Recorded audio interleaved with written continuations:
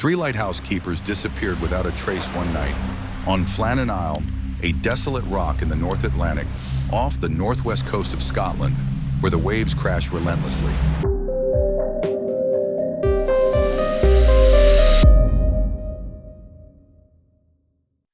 In December 1900, the Flannan Isles Lighthouse was operated by Thomas Marshall, James Ducat, and Donald MacArthur.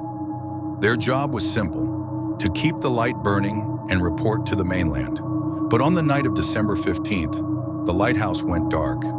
For several days, no signals were received. On December 20th, a relief crew was sent to the island. But what they found resembled a horror story. The door was open, but there was no one inside. The table was set, but the meal had been left unfinished. A chair was overturned as if someone had stood up in a hurry. One of the oilskins was still hanging on the rack. This was strange because the weather there was harsh, and going outside without a raincoat was almost impossible. But the most chilling discovery was the last logbook entries written by the keepers. Here is what was recorded in that eerie log. "The sound of the wind is terrifying. Thomas is crying. The storm is great. God protect us. God help us all." So how did three men vanish in a single night? According to officials, massive waves swept the keepers out to sea. But no wave could reach 30 meters high. Perhaps one of them went mad, killed the others, and then threw himself into the ocean. But why was there no evidence of this? Flannan Isle was considered a cursed place in Celtic mythology. Some believe the keepers crossed into another dimension or were taken by a supernatural force. Some think they were abducted by a passing ship. But why? The keepers had no known enemies. The three men were never found. No bodies, no trace. And just like that, history swallowed another mystery. Night had fallen and the ocean was completely silent. The MV Joyita, a merchant vessel, was sailing through the vast expanse of the Pacific Ocean. On October 3, 1955, the ship departed from Tonga, bound for Samoa, carrying 25 people on board. The journey was expected to be short. However, the ship would never reach its destination. Authorities attempted to make contact with MV Joyita, but there was no response. When they failed to reach the vessel, search teams launched a large-scale operation across the ocean. Days passed, then weeks, but not a single trace of the ship was found. It was as if the ship and its crew had simply vanished into thin air.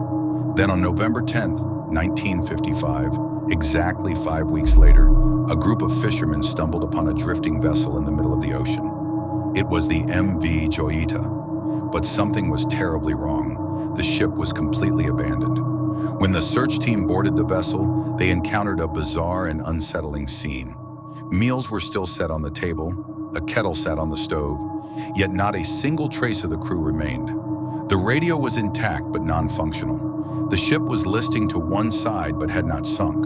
The lifeboats were missing, but strangely, there was no trace of them anywhere in the open sea. All valuable cargo and personal belongings remained untouched. If pirates had attacked, surely they would have looted the ship. But nothing was missing. Everything was in place, except for the people. For years, this event sparked endless speculation and theories. Could it have been a submarine attack? But there were no signs of damage. Did the crew panic and abandon ship? But the vessel was still afloat. Why would they flee into the vast ocean? To this day, the fate of MV Joyita's missing crew remains unknown. No bodies, no wreckage. Nothing has ever been found. The ship was discovered adrift, abandoned, but its passengers were never seen again. This case remains one of the greatest maritime mysteries in history, lost in the depths of the Pacific Ocean. On May 22, 1968, the USS Scorpion, an American submarine, suddenly disappeared in the Atlantic Ocean. It had 99 crew members on board and was returning from a routine mission when communication was abruptly lost. Search efforts lasted for weeks, but no trace of the submarine was found. 5 months later, the wreckage of the USS Scorpion was discovered at a depth of 3,000 meters near the Azores Islands.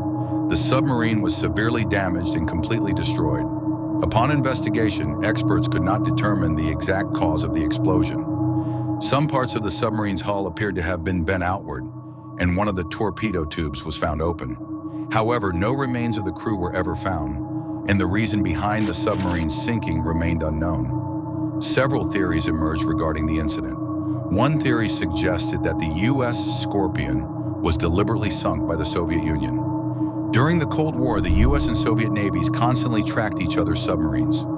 According to some sources, the USS Scorpion may have been targeted and destroyed by the Soviet fleet, with the U.S. government covering up the event.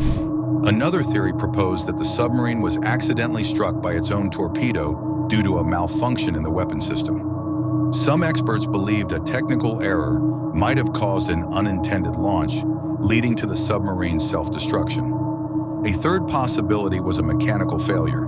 The USS Scorpion was a complex nuclear-powered submarine, and factors such as pressure, mechanical issues, or loss of control could have caused it to sink. To this day, the exact cause of the USS Scorpion's sinking remains unknown. The U.S. Navy has classified many documents related to the incident, and official reports never reached a definitive conclusion. It remains one of the greatest maritime mysteries of the Cold War era. For more content like this, don't forget to subscribe to our channel and like the video.